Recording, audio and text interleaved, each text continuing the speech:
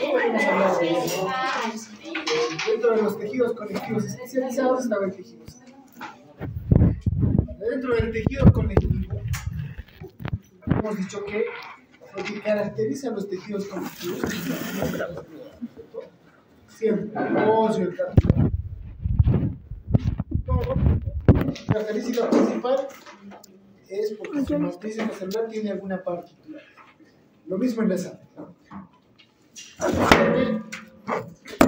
Se caracteriza ¿por qué? Porque básicamente su parte extracelular es fundamentalmente líquida, fluida, ¿no? Y se basa en el plasma sanguíneo. Ahora, obviamente, como cualquier tejido conectivo, tiene dos partes, ¿no? Células y plasma. Ahora, muchos dicen que no tiene células propiamente, ¿no? La única célula propiamente es los glóbulos blancos, ya que los eritrocitos algunos no los consideran células de por sí porque ya no tienen núcleo, ¿no? Son células anucleadas. Y las plaquetas son fragmentos celulares. Entonces, en general les llaman elementos formes, por esta razón, más que células, ¿no? Entonces vamos a tener ¿Elementos qué? formes. Formes. Y el plasma, ¿no? Entonces, funciones de la sangre, muchísimas, ¿no? Muchísimas. Transporte, porque hay muchas sustancias que pueden ser transportadas disueltas en el plasma, las sustancias que son hidrofílicas, ¿no? Y hay otras que pueden ser transportadas en transportadores como proteínas, la albúmina, ¿no? Las hormonas, muchos fármacos son transportados, por ejemplo, o los lípidos, por ejemplo, van a ser transportados en proteínas transportadoras de lípidos, ¿no? Las HDL, LDL, que van a ser más adelante, ¿no? Entonces van a transportar oxígeno, nutrientes, hormonas, un montón de sustancias. Participan en la regulación hormonal y de la temperatura, sí, ¿no? ¿Por qué? Porque a nivel hormonal ellos son, digamos que el medio de transporte, ¿no? Por el que las hormonas van a llegar a su órgano blanco. Y la temperatura porque obviamente lleva calor por convección, ¿no? Y que en general va a mantener la homeostasis del organismo, ¿cierto? Ahora, protección, hemostasia. O sea, la sangre siempre es fluida entre los vasos sanguíneos, ¿no? Pero inmediatamente hay una ruptura de algún vaso, va a haber activación de la coagulación para formar un tapón que trate de sellar esa lesión del vaso, ¿no?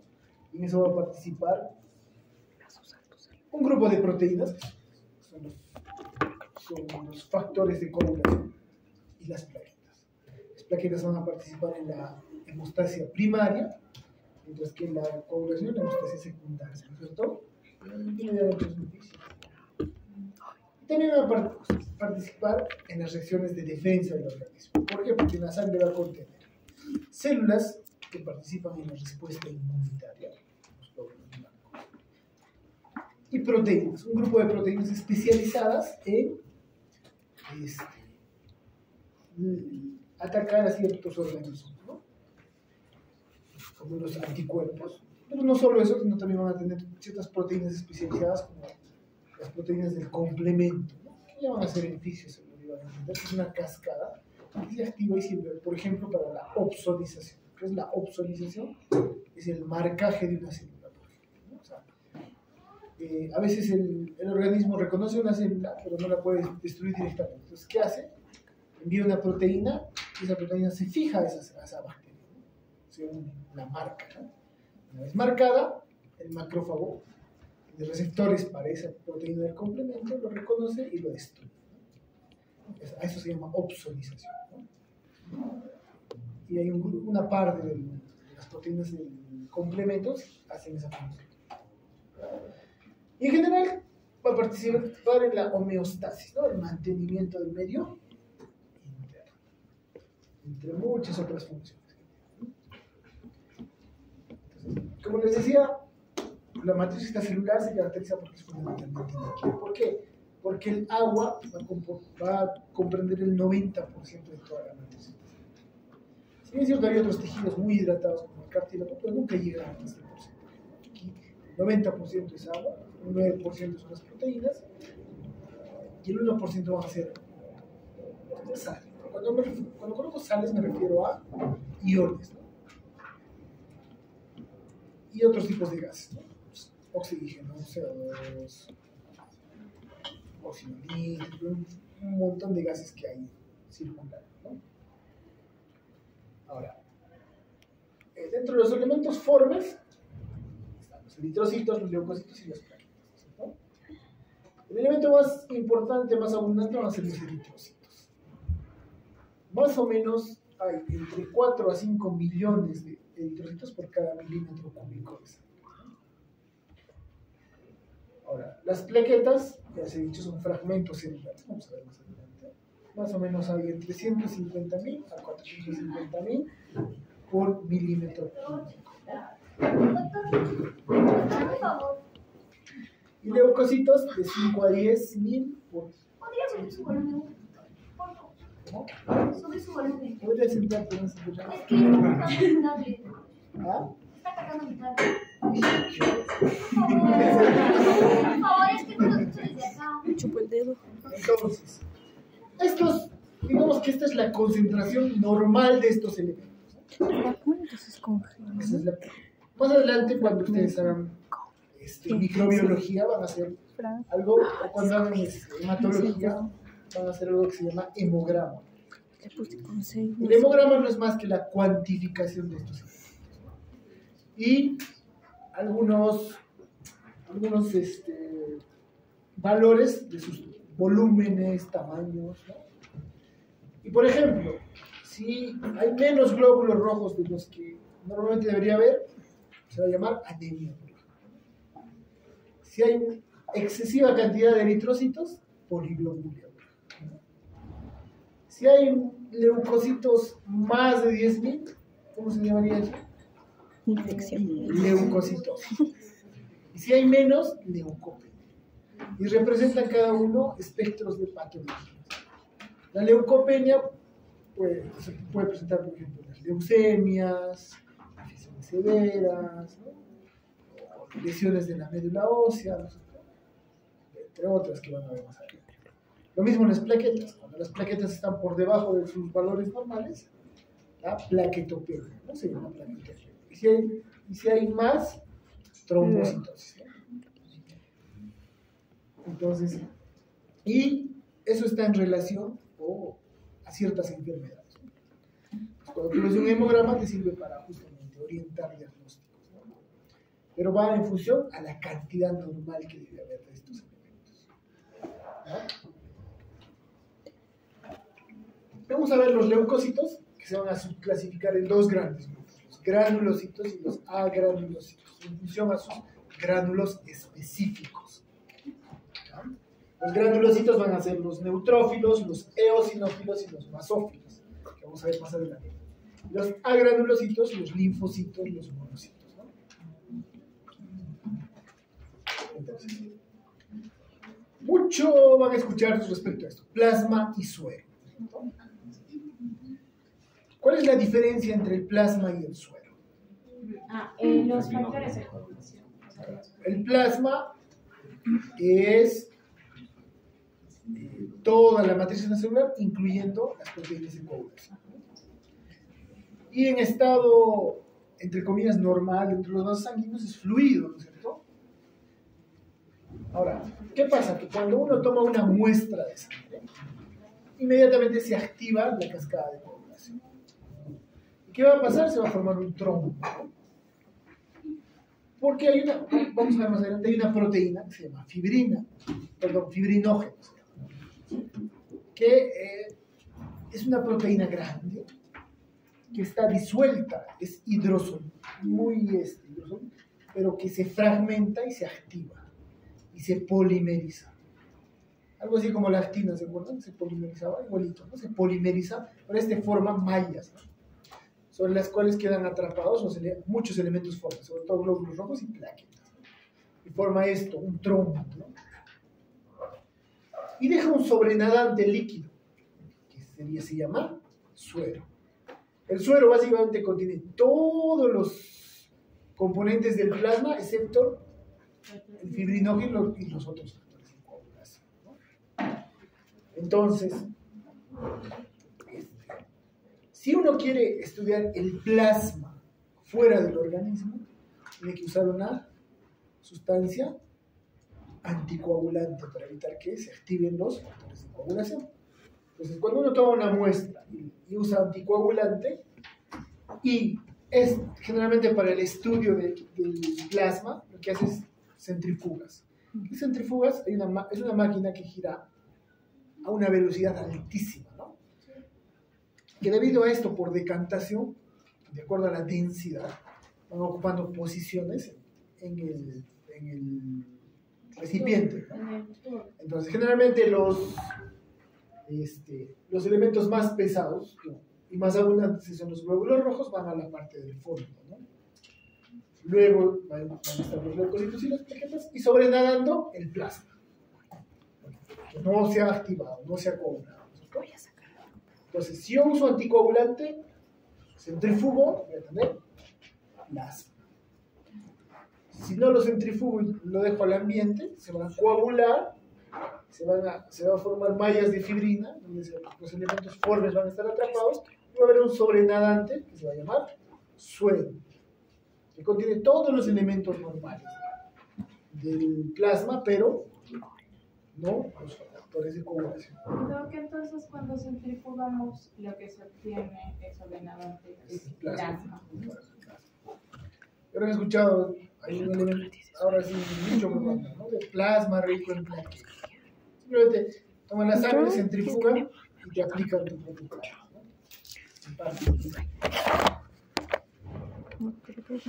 Y al final, te dicen que rellena dura y todo, pero si es plasma, eso se va a reabsorber, ¿no? Es una parte de tu cuerpo. Bueno, no va a durar mucho. Entonces, necesitas.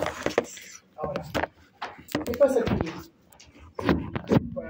Hay un estudio que se llama hematocrito.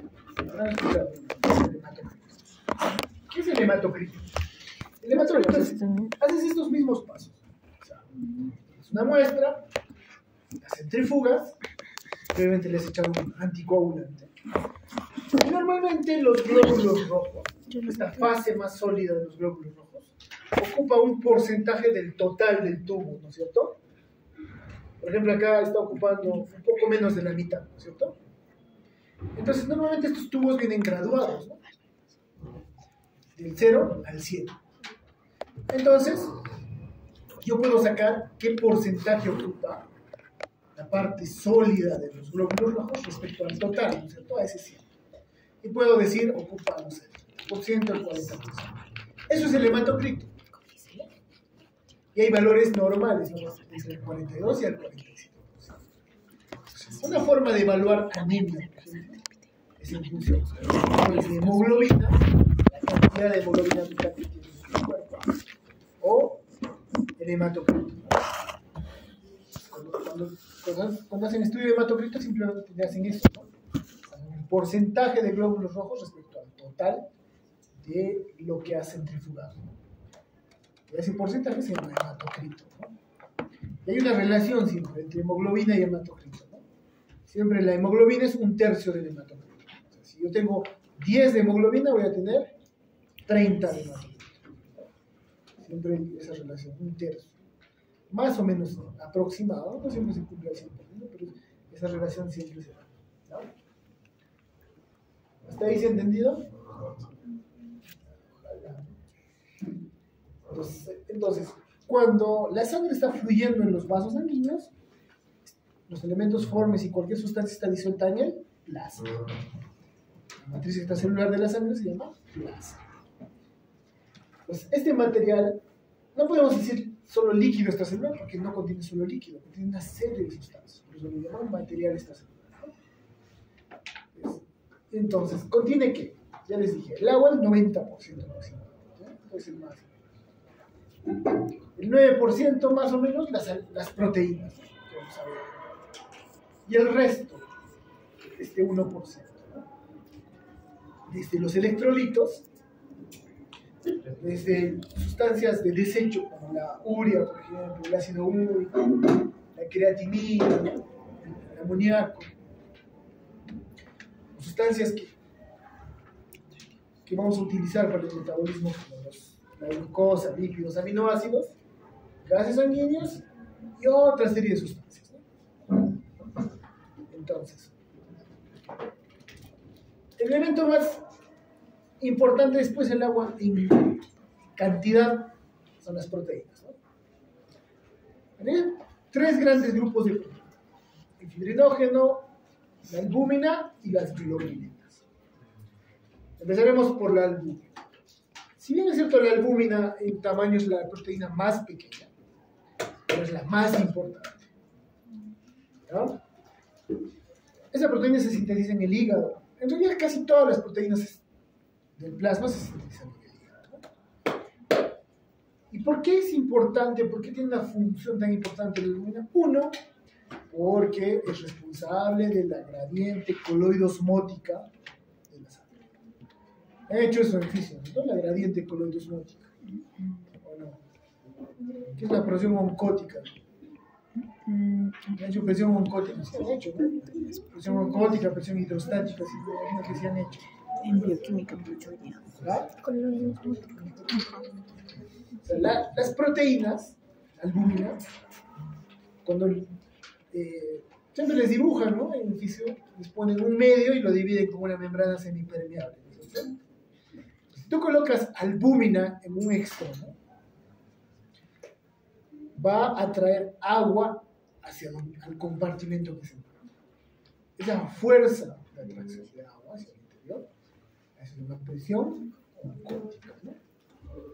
O coloidosmótica. ¿Por qué? Porque hace que el agua, por ósmosis, vaya de la zona con menor proteína, o albúmina, a la zona con mayor concentración de proteínas o albúmina, ¿no?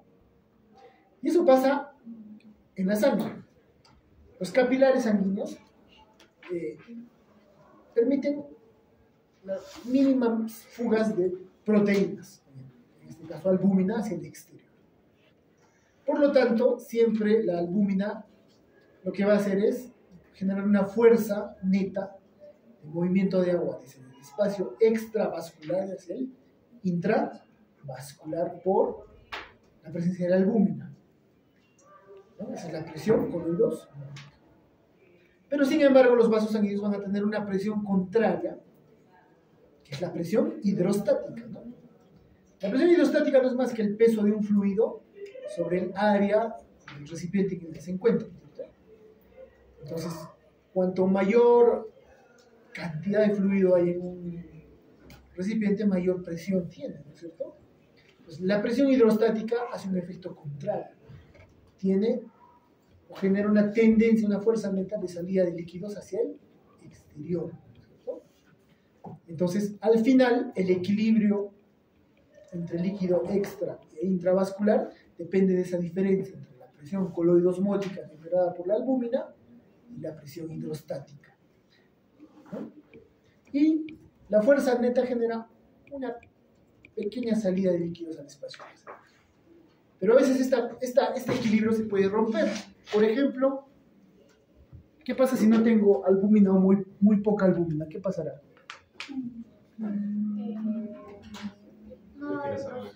Ay, qué cosa ya, ¿no? Piensen. No va a haber presión excesiva. Si no hay presión coloidosmótica, ¿qué va a pasar?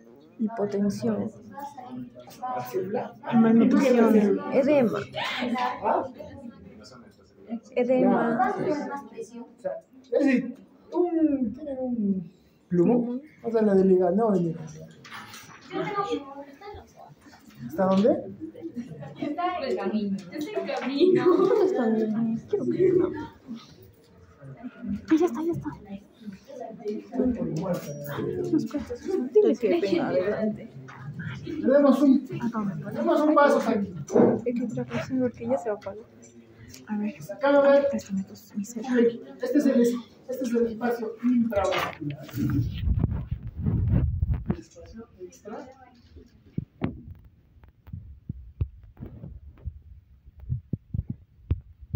Ver el equilibrio de estas dos piezas.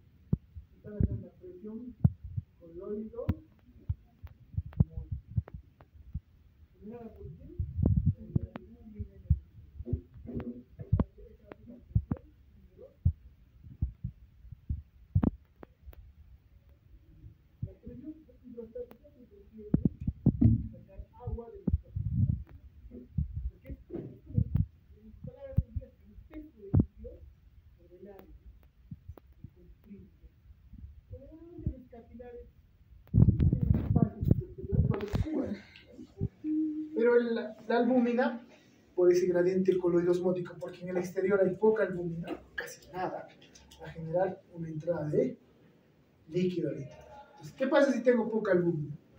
En láser. No va a haber líquido. Lo que va a salir va a ser lo que va a ser más de lo que va a entrar. No va a entrar, porque no. Va a haber más salida de líquidos porque la presión hidrostática va a ser mayor que la presión coloide osmótica. Porque tengo poca albúmina. Entonces, ¿qué se produce, por ejemplo, cuando pasa eso? Edemas. ¿En qué casos, por ejemplo? Los cirróticos, como su función hepática está muy alterada, ya tienen tejido cicatrizal más que hepatocitos, no sintetizan mucha albúmina, por ejemplo. Pues los pacientes cirróticos tienen tendencia a hacer edemas. Bueno, pues, sospecha. ¿Ah? Bueno, pues, sospecha. ¿Cómo? La hidrostática no va intravascular. No, pero la presión hidrostática favorece la salida del líquido. Es por el peso de las globulinas. No, la hidrostática es por el peso del líquido. Tiende a la salida del líquido. ¿Por qué en un departamento que está en el 5º piso sube el agua hasta aquí? Por la presión hidrostática, ¿no? ¿No? Entonces, eso es lo que hace salida de líquido fuera del componente vascular. ¿Y en qué otros casos puede haber, por ejemplo, esa ruptura? ¿Qué pasa si me sobrehidrato o la bomba falla, mi corazón falla? Va a haber acumulación de líquidos, ¿no es cierto? ¿Y qué va a haber? Exceso de presión hidrostática. O hay una enfermedad, se llama síndrome nefrótico, en el que el riñón pierde muchas proteínas, albúminas. ¿Qué va a tener? Edemas. En el caso de los pacientes con falla renal crónica, su tasa de filtración va a bajar, ¿no? Necesitan menos agua, se va a acumular más agua en el cuerpo, va a haber mayor presión hidrostática respecto a la presión coloide osmótica, ¿no? Hay que ver edema, ¿no? Entonces, esa es una de sus funciones. Lo segundo es que es responsable del transporte de numerosas sustancias, ¿no?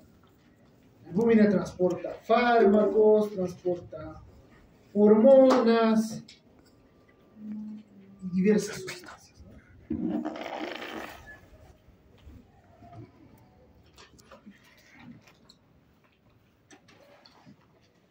Entonces, por eso es importante la albúmina.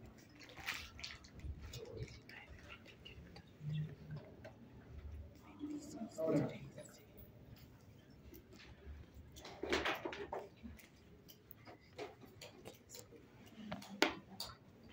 otras proteínas importantes van a ser las globulinas.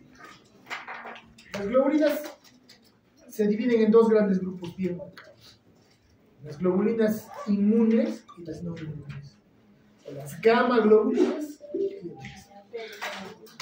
Las gamma globulinas son anticuerpos.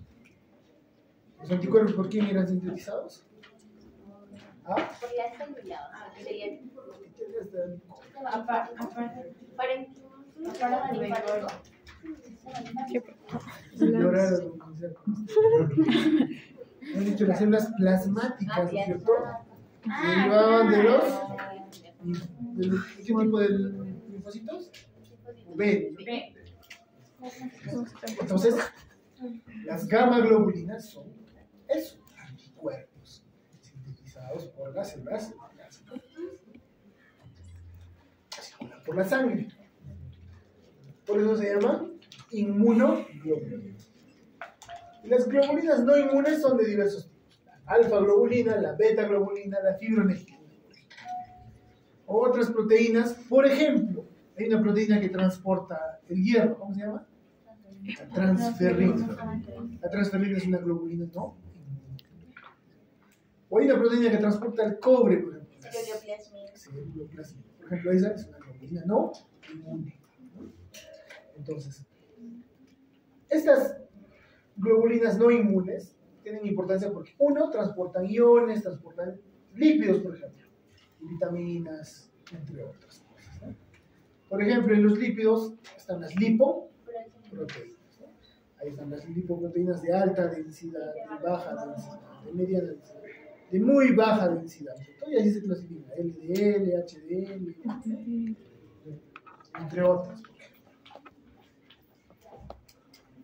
Ahora, estas globulinas, las no inmunes, contribuyen a mantener también la presión coloidosmótica, sí, pero el efecto que tienen es mucho menor.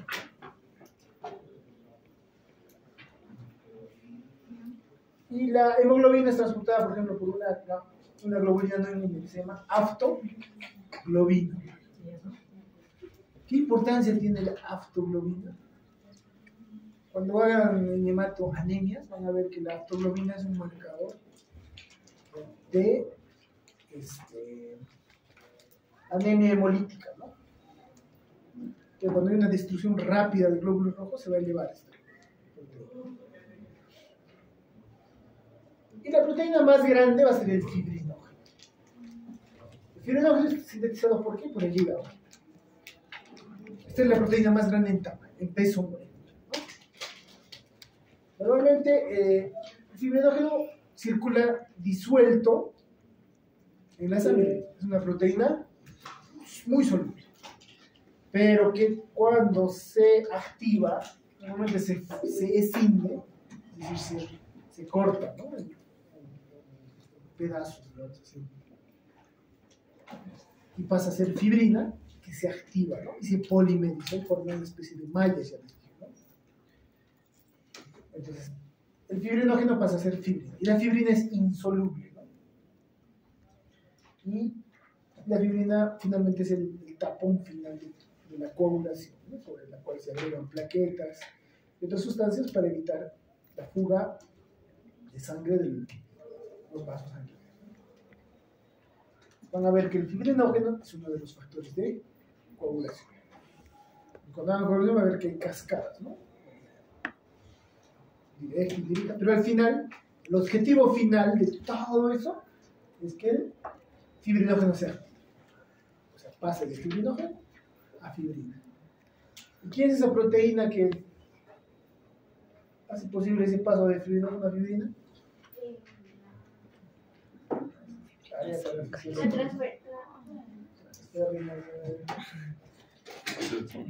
Y bueno, los electrolitos, ¿no?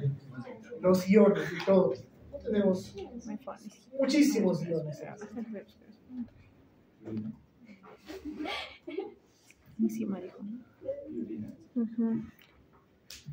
Por ejemplo, el ácido úrico, ¿el metabolismo de qué es? ¿Vamos al metabolismo de qué?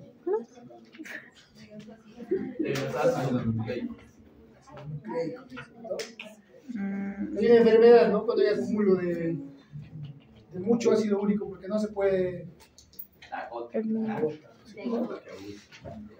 Causa hiperuricemia. Se acumula en los tejidos, sobre todo en las articulaciones. Igual hay la creatinina, metabolismo de la muscular, creo. Igual el amoníaco. Por ejemplo, en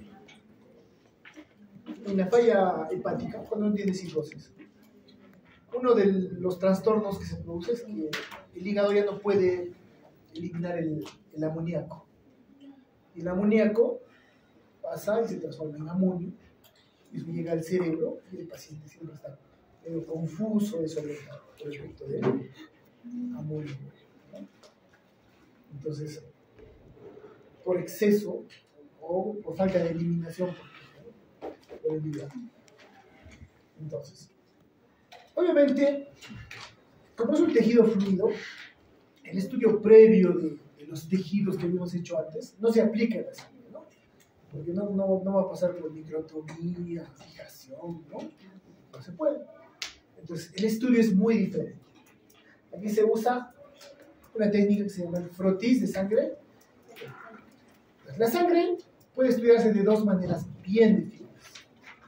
O estudias la sangre periférica, generalmente es punción, aspiración. Punzas, aspiras, coges una muestra. O estudias la médula ósea, porque en la médula ósea vas a encontrar sus precursores. Todo va a depender de lo que quieras estudiar, lo que quieras investigar, ¿no es cierto? Por ejemplo, si yo quiero estudiar o investigar anemia, puedo irme hacia la sangre periférica usualmente, ¿no? Pues yo quiero estudiar un problema en el desarrollo de los eritrocitos específico, o una leucemia, por ejemplo, o de tomar una muestra de la médula ósea. Todo depende de qué quieras estudiar. Entonces, y ya hemos visto, ya les había dicho, que hay una forma de estudiar que es la cuantificación de los elementos, el hemograma, el hematograma, ¿cierto? Pero para nosotros, histológicamente, vamos a usar el frotis de sangre periférica. Y consiste básicamente en que te toman una muestra, ponen una gota sobre un portaobjetos y con el cubreobjetos extienden esa gota, ¿no? Una vez extendida, por una serie de pasos vas a usar una tinción, que es la tinción de Giemsa, para el estudio de la sangre. En realidad esta tinción utiliza numerosos elementos o colorantes, ¿no? La solución de May-Grunwald, la de Giemsa, ¿no? No es tan importante esto, ¿no? Lo importante viene acá. Entonces, estos son los pasos, ¿no? Una gotita, la extiendes, como pueden ver, en este video, luego normalmente la fija con una sustancia especial y se tiñe. Pero lo importante viene aquí. Primero, recordando esto ya saben, todos los colorantes básicos tienen ¿qué? Las sustancias ácidas. Por ejemplo, los ácidos nucleicos del núcleo, los gránulos de los basófilos y el ARN ácido. El colorante ácido, todas las sustancias básicas, ¿cierto? Entonces, cuando uno, en esta tinción o método de Giemsa, tiñe algunos elementos, puede hacer que se tiñan de azul. Se dice que son basófilos. Son elementos que se van a teñir con azul de metil. Si se tiñen de rosa o rosado, hablaremos de acidofilia, que es lo que ya conocíamos. En este caso, en sangre, algunos le dicen eosino. ¿No? ¿Por qué? Porque normalmente quien le va a dar ese color es la eosina, por eso se llama eosina. Y a veces se tiñen no de azul, no de rosa, sino de púrpura, y a eso se le llama azurofilia. Y a eso se le llama azurofilia, ¿por qué? Porque se tiñe con un colorante que es el azul, ¿no? Y finalmente algunos elementos van a tener una tinción tenue, de color salmón, y a eso se les llama neutrofilia, porque casi no se tiñen, ¿no? Casi son neutros, neutrofilia. Entonces, en función a esto uno puede clasificar algunas células, como los granulocitos, como basófilos, porque sus gránulos se teñirán de azul, obviamente. Eosinófilos, porque sus gránulos se teñirán de rosa. O neutrófilos, porque se teñirán de salmón o casi tenuemente. De ahí viene la clasificación de los granulocitos, en función a la coloración. ¿Se entiende, no es cierto? Entonces, cuando uno ve un frotis de sangre periférica, ve esto. Ya habíamos dicho que los glóbulos rojos es el elemento más importante. Hay millones, ¿no? En cambio, las plaquetas y los glóbulos blancos vienen en miles por milímetro cúbico. Vienen en millones, ¿no? Los glóbulos rojos son estos. Las plaquetas son pequeñísimas, ¿no? Son fragmentos. Y los glóbulos blancos, ¿no? Que vamos a ver aquí. Así se vería un frotis de sangre periférica, ¿no? Entonces, vamos a ver las células de la sangre. Los glóbulos rojos, las plaquetas, los glóbulos blancos con sus diferentes subtipos. Entonces, empecemos por los eritrocitos o glóbulos rojos. Son células bicóncavas, ¿no?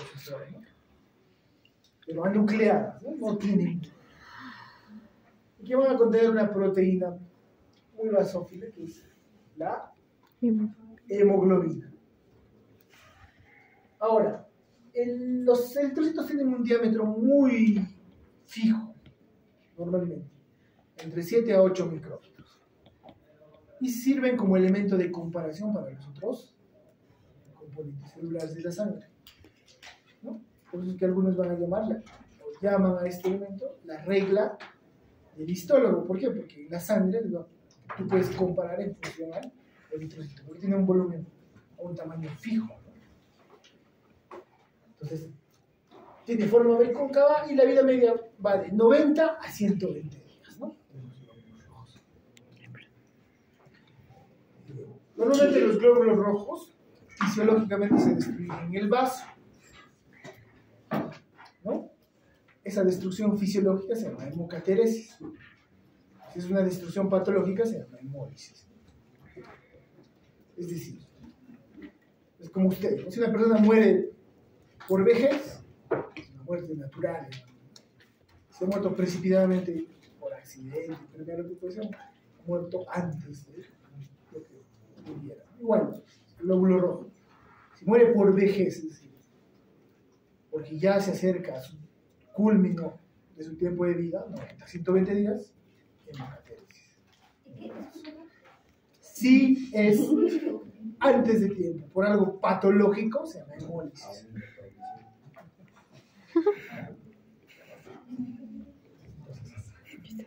El glóbulo rojo es muy flexible, a pesar de que tiene esa forma bicóncava, es bien flexible, puede atravesar los capilares. ¿Por qué? Porque tiene que llevar el oxígeno hasta el último rincón del organismo. Y eso en función a qué está, en función al citoesqueleto que está anclado a su membrana celular, que vamos a ver más adelante. Ahora, ¿por qué tiene esta forma bicóncava? Porque esta forma le da una mayor relación superficie-volumen, ¿no? Es decir, teniendo un pequeño volumen, le da la mayor superficie posible, ¿no? Para el intercambio CO2 y oxígeno. Ahora, ¿por qué? ¿Cómo se reconoce un glóbulo envejecido? Algunos postulan que es por la pérdida de su flexibilidad. Al pasar los capilares, a veces, como le pierde su flexibilidad con la edad, con el tiempo de vida, a veces se puede lesionar la membrana, ¿no? Y como no tiene núcleo y no tiene organelos, no hay forma de que pueda reparar eso, ¿no? Las células normales, si hay una pérdida de su membrana, lo reparan, ¿no? Hace síntesis sea en el Golgi o en el retículo endoplasmático, la parte proteica, lipídica, y repara su membrana. El glóbulo rojo, como no tiene aparato de síntesis, no tiene núcleo, no puede hacer eso, ¿no? Entonces, si se rasga parte de su membrana, esta célula está destinada a morir, ¿no? Y algunos dicen que también es por la glucosilación de su glucocálice externo, ¿no? La acumulación de ciertos carbohidratos en esa superficie externa puede hacer que los macrófagos del vaso los reconozcan como un marcador de envejecimiento y los destruyen, ¿no?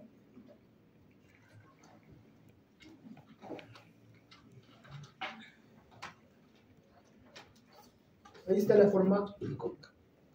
Cuando uno hace el estudio de la sangre, a veces pueden verse de esta manera, acumulados como en pila de monedas, ¿no?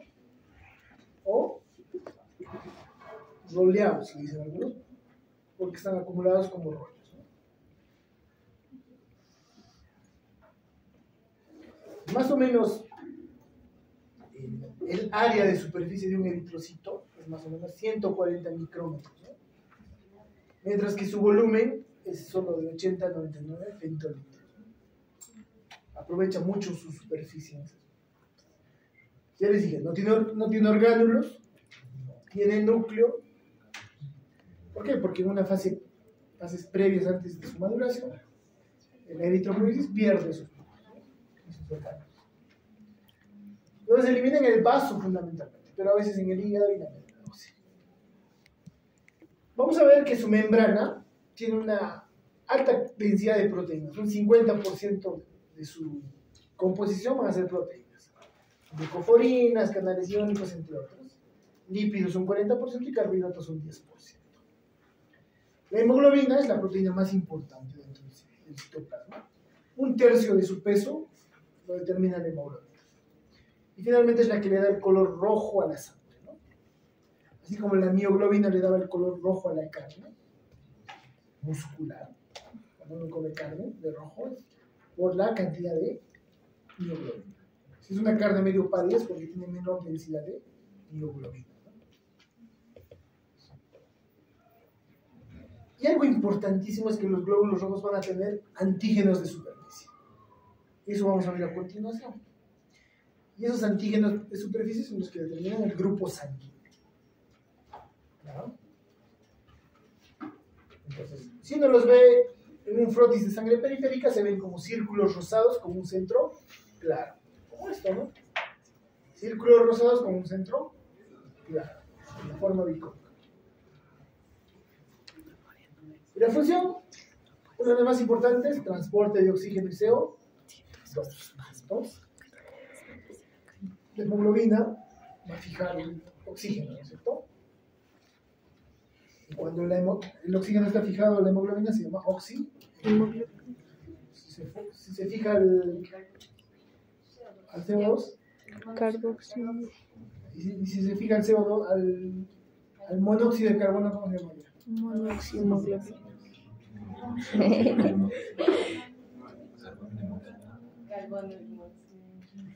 Es una causa de intoxicación. Carbono. Eso, ¿dónde encuentras monóxido de carbono? En los incendios. Cuando hay incendios. Hay todo tipo de humos, ¿no? En los humos, de incendios, de los vehículos. Si te quedas encerrado en un vehículo que bota mucho humo, puedes morir por eso. Sin dolor. ¿Por qué? Porque la ausencia de oxígeno hace que tiendas a sueño. Pierdes la conciencia, ¿no? Poco a poco. Entras en metabolismo aeróbico y pues. Por eso es que muchos de los que mueren en algunos incendios a veces no se dan cuenta al momento de carbonizarse, ¿no? Porque primero sufren intoxicación por el monóxido de carbono, pierden la conciencia y luego ya se carbonizan, ¿no? Como pollito a la brasa. Ahora, sí es cierto, la mayor parte del oxígeno circula unida al hemoglobina. Pero en el caso del CO2 no, porque la mayor parte viaja como bicarbonato, ¿no? Porque en su citoplasma tiene una enzima, la anidrasa carbónica, ¿no? Que lo que hace es junta el CO2 más agua y produce bicarbonato más un ion hidrógeno, ¿no? Es una forma de transportar. Y hay una de sus proteínas, es un canal iónico, se va a llamar la proteína banda 3, que lo que hace es intercambiar el bicarbonato por el cloro, ¿no? Entonces, dentro de los eritrocitos, uno de los elementos más importantes es su membrana celular. La membrana celular, como ya les dije, 50% de proteínas. Y dentro de las proteínas, va a tener proteínas integrales, es decir, que atraviesan toda la membrana celular, o proteínas periféricas, que están en una de las dos caras de la membrana, de la bicapa lipídica, que es en la cara externa o interna. Dentro de las proteínas integrales, las dos más importantes son la glucoforina y la proteína banda 3. Dentro de las proteínas periféricas, la banda 4.1, la banda 2.1, la anquilina. Obviamente, como les dije, la banda 3 también es un canal iónico, ¿no? Entonces, la glucoforina y la banda 3 siempre atraviesan toda la bicapa, ¿no? Les dije que la banda 3 es un intercambiador de bicarbonato por cloro. Y esto facilita la liberación del CO2 hacia los pulmones. Entonces, más o menos, ¿cómo está estructurada la membrana celular? Estas proteínas, ya sean transmembrana o ubicadas en una de las caras de la membrana celular, van a formar ciertos complejos de sobre todo las proteínas periféricas. De esta manera. Aquí tenemos una proteína transmembrana.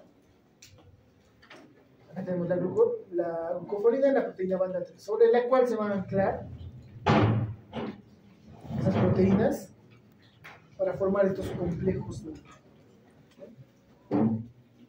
Y estos complejos de unión están formados por los llamados tetrámeros de espectrina, en la cual va a haber un filamento de actina, tropomiosina, proteína banda 4.1, ¿no? Que lo que hace es anclar el citoesqueleto, porque recuerden que la tropomiosina, la actina, son parte del citoesqueleto de las células.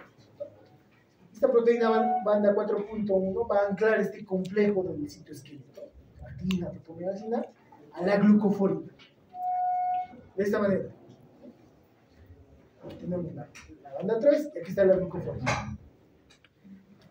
Y aquí están fijando la actina y la tropomiosina a esta glucoforina. La proteína 4.1, ¿no? Está anclando estos elementos del citoesqueleto.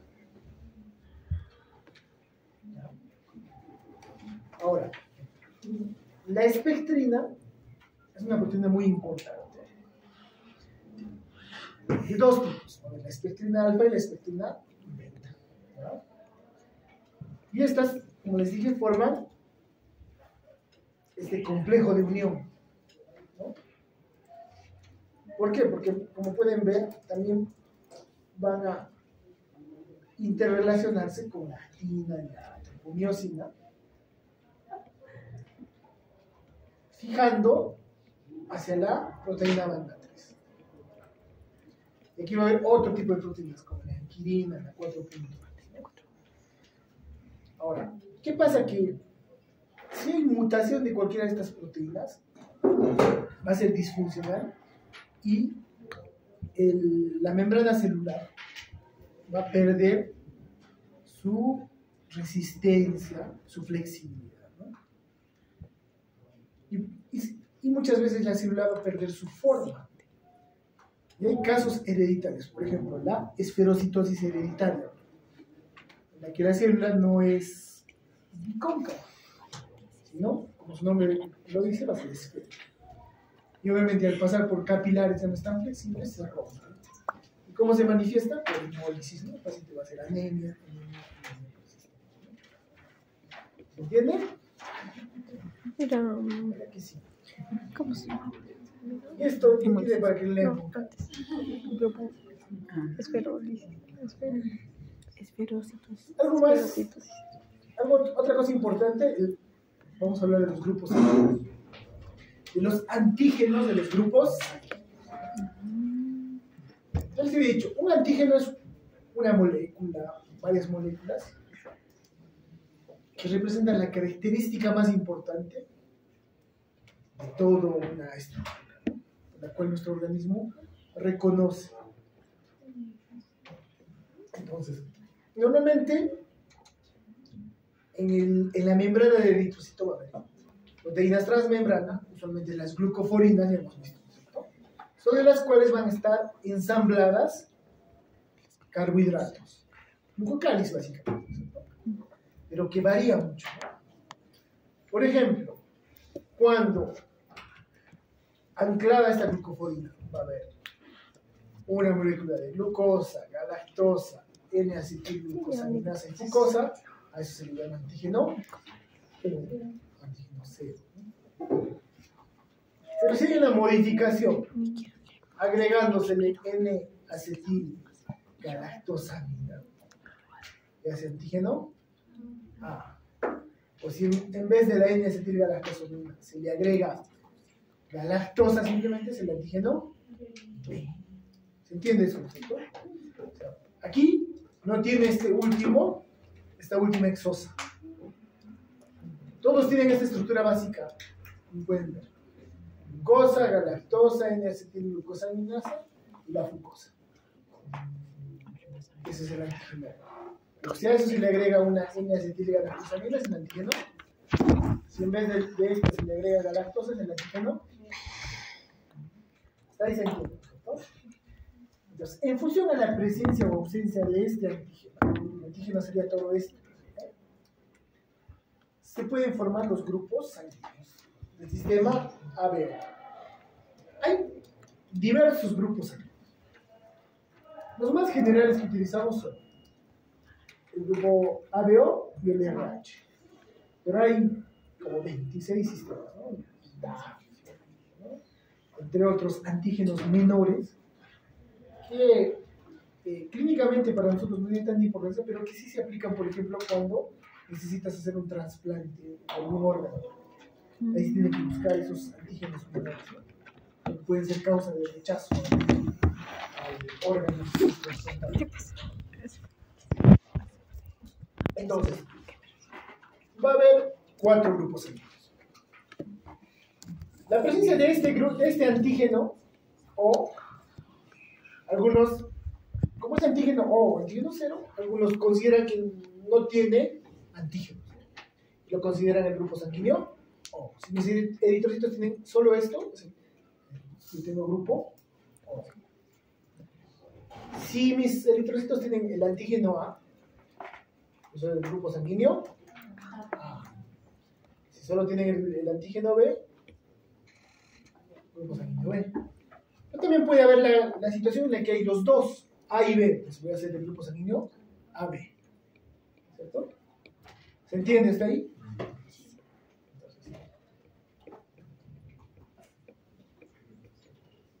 Entonces, puede haber grupos sanguíneos A, B, AB y O.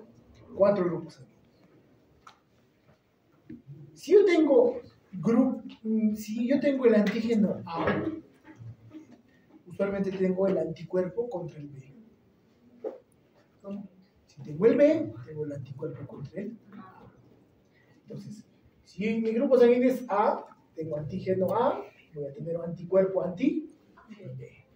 Si tengo un grupo sanguíneo B, tengo el antígeno B, entonces voy a tener anticuerpo anti A. Pero si tengo los dos, obviamente has hecho tolerancia a los dos. Entonces, tengo ambos antígenos A y B y no tengo anticuerpos ni anti-A ni anti-B, ¿no es cierto?